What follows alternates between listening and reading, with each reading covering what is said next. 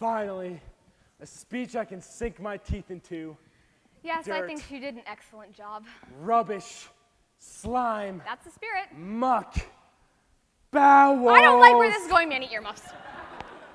Come on, so shit's about to get evil. No, Manny, just do something quick. Let's introduce our next speaker. Eryn Simmons.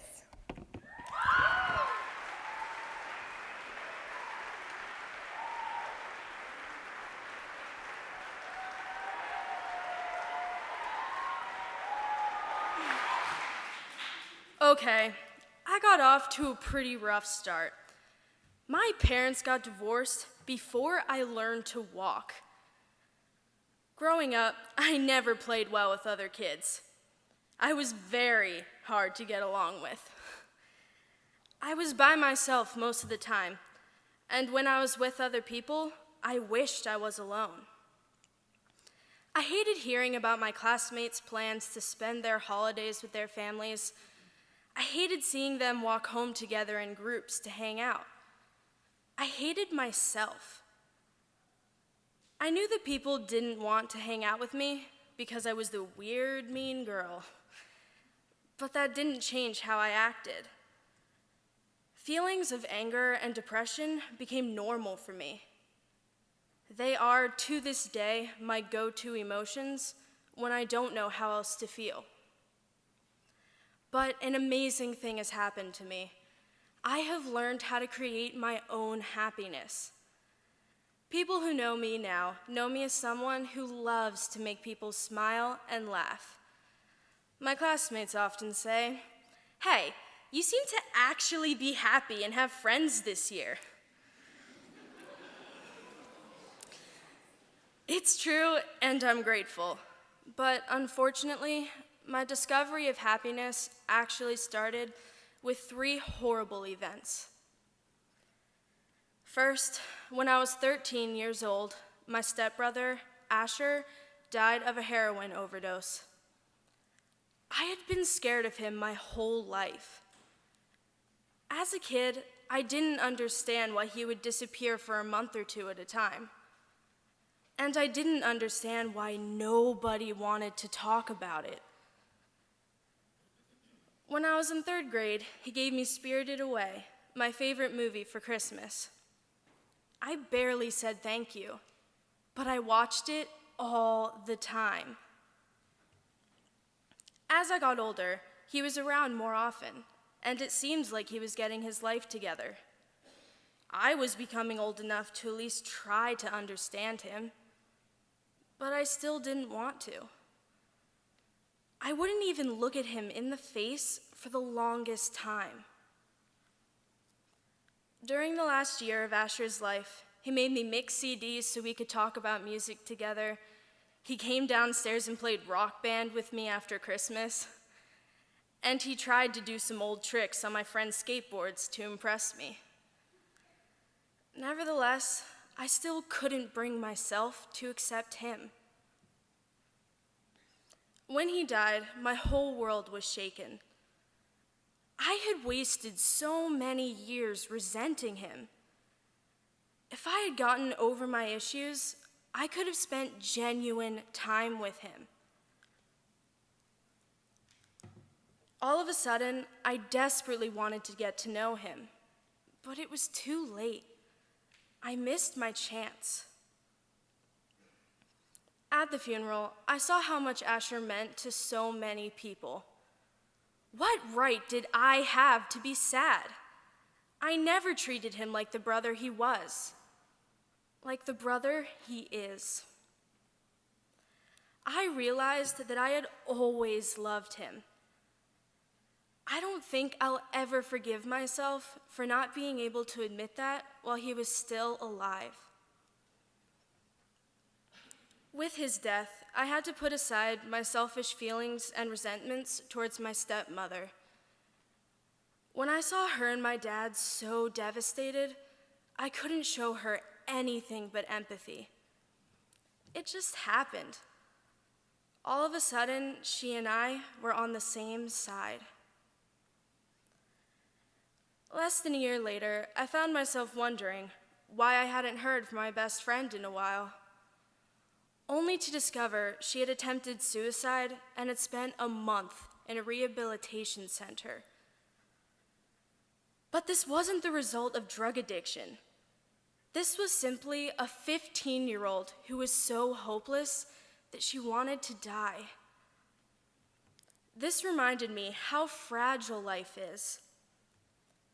I also realized the life moves fast and it's easy to get left behind.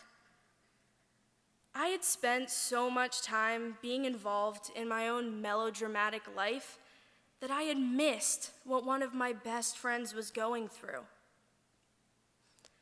I learned that I had to keep up with life and the people in it, instead of retreating to the abyss of my own misery.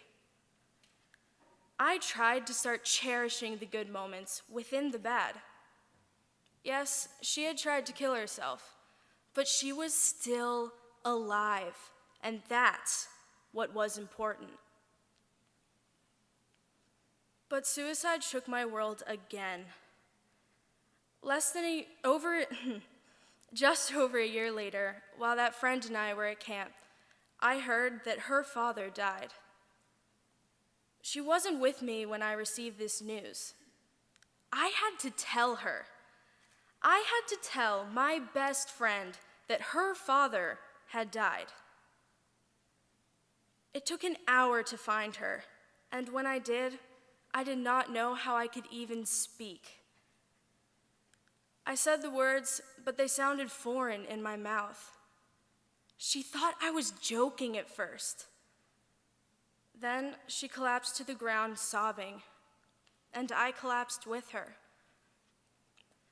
When we walked back to camp with our faces red and noses dripping, we were met with curious and terrified stares. I decided in that moment to be her bodyguard. We went back to our cabin and sat outside while she talked to her family on the phone. I sat with her for hours, never saying a word, just sitting there. While she was on the phone, I heard people coming, and at first, I was mad.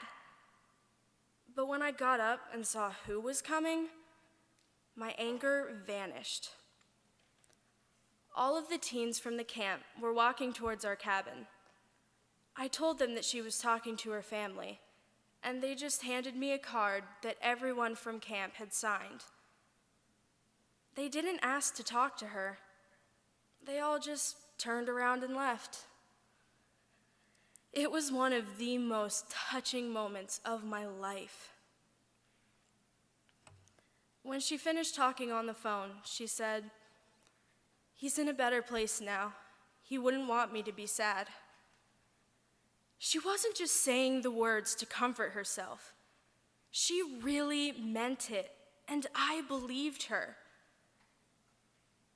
The crazy thing is that this is the same friend that had attempted suicide just over a year earlier. Now, she is one of the happiest, most confident, and strongest people I know.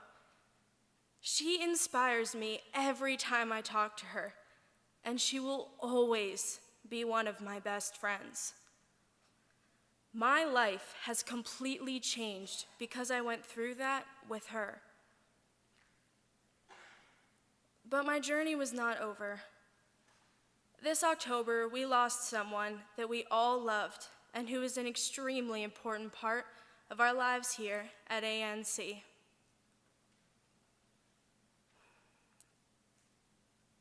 No matter how many times you lose a loved one, it never gets any easier. But if you learn from your experiences, like I have, you will become a stronger person. I am who I am because of these experiences. I still have good days and bad days. We all do. Part of the journey to improving your life is surviving setbacks.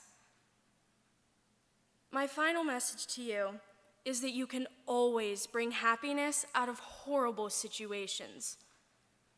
It's hard work, but every single one of us can do it.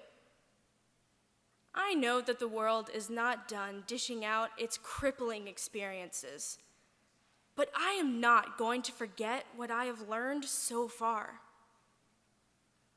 I will always be growing spiritually. Each of us is constantly growing. Hey, by the age of 16, and with a pretty rough start, I have been able to find happiness, and you can too.